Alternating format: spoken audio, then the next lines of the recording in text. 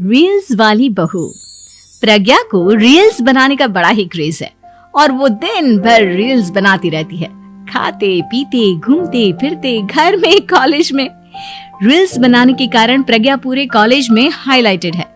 जहां उसकी रील्स सभी को पसंद आते हैं, वहीं मनीषा चिंता में डूबी रहती है। एक रोज जब खाते हुए प्रज्ञा रील्स बना रही होती है, तब मनीषा कहती है, एक मिनट भी चैन नहीं है इस लड़की को। ये नहीं कि खाना तो आराम से खा ले, लेकिन नहीं, अरे थोड़ी देर रील्स नहीं बनाओगी तो आसमान नहीं टूट पड़ेगा। अरे मम्मी, इसी को तो कहते हैं डिटर्मिनेशन। तुम नहीं समझोगी ये सब। भगवान, इस लड़की को सद्बुद्धि दे। जब देखो तब टेढ़ा बाका मुंह बनाती रहती है। मनीषा की बात का प्रज्ञा पर जरा भी असर नहीं होता और वो खाते खाते रील्स बनाती रहती है। दिन बीतने लगते हैं और देखते देखते प्रज्ञा का कॉलेज भी खत्म हो जाता है। आए दिन कोई ना कोई मनीषा को प्रज्ञा की शादी करवाने का सुझाव दे जाता है। सब ठीक ही कहते हैं, प्रज्ञा की शादी कर देनी चाहिए। अपने घर के काम काज में व्यस्त हो जाएगी तो खुद ही ये रील्स और नाच गाना बंद हो जाएगा।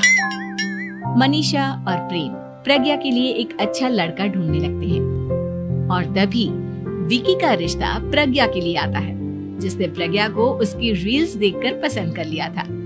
अगले दिन विकी अपने माता पिता के साथ प्रज्ञा के घर पहुंच जाता है और प्रज्ञा साड़ी पहने हाथों में चाय की ट्रे लिए उनके सामने आती है। जब विकी को पसंद है तो हमें भी बहू पसंद है। बहन जी, आप बारात की तैयारी कीजिए। एक बार लड़का लड़की अकेले में बात कर ले तो अच्छा रहेगा। हाँ हाँ, क्यों नहीं। मनीषा विकी को प्रज्ञा के कमरे में भेजती है, जहां प्रज्ञा पहले से ही रील्स बना रही होती है। तभी विकी कहता है, आ गए आपके साजन जी। हमारे साथ ये रील्स कंप्लीट करती तो और भी अच्छा रहता। अच्छा जी, अब आ ही गए हैं तो बना ही लेती हूँ आपके साथ।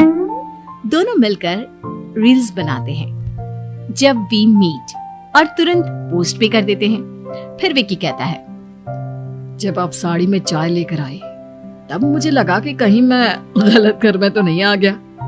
अब सही है। दोनों की शादी पक्की हो जाती है और शादी के दिन भी प्रज्ञा रील्स बनाने से चूकती नहीं। यहाँ तक कि बारात के समय भी नाचते हुए रील्स बनाती है। सभी लोग प्रज्ञा की तारीफ के पुल बांध देते हैं और प्रज्ञा नाचती गाती अपने ससुराल चली जाती है। सब कुछ अच्छा चल रहा होता है। प्रज्ञा यहाँ भी दिन भर हर चीज की रील्स बनाती रहती है।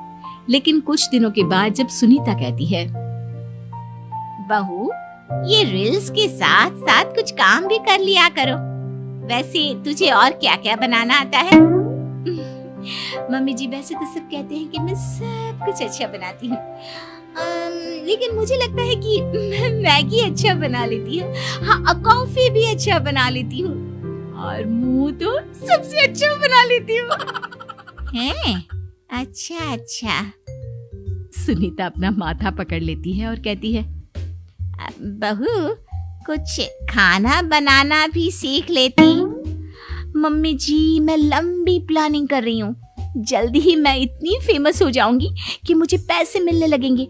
हम दोनों सास बहू राज करेंगे, राज नौकर काम करेंगे और लोगों की तो लाइन लगेगी हमसे मिलने के लिए। तेरा दिमाग खराब हो गया है क्या बहू? हंसी मजाक तक ठीक है, लेकिन इस तरह घर नहीं चलते। जितना जल्दी हो इस घर के तौर तरीकों को सीख लो। प्रज्ञा मुंह घुमाकर चली जाती है और तुरंत उसी वक्त एक रील बनाती है। ये देख सुनीता का गुस्सा 7वें आसमान पर चला जाता है और विकी के घर आती ही सुनीता उसे सब कुछ बताती है। विकी भी अब प्रज्ञा की इन हरकतों से परेशान हो जाता है। तुम टेंशन मत लो मम्मा, मैं देख लूंगा। विकी कमरे में जाता है तो देखता है कि प्रज्ञा रील्स बना रही है। विकी बड़े ही प्यार से प्रज्ञा से कहता है, प्रज्ञा, इन सब के लिए मैं तुम्हें मना नहीं कर रहा हूँ, लेकिन फिर भी हर वक्त तो ये अच्छा नहीं लगता ना। समझने की कोशिश करो, मुझे भी तुम्हारा थोड़ा वक्त चाहिए। मैं जब ऑफिस से आता हूँ तो मुझे समय देने की जगह इसी में लगी रहती है। तुम ज्यादा ही सोच रहे हो। तुम भी मेरे साथ रील्स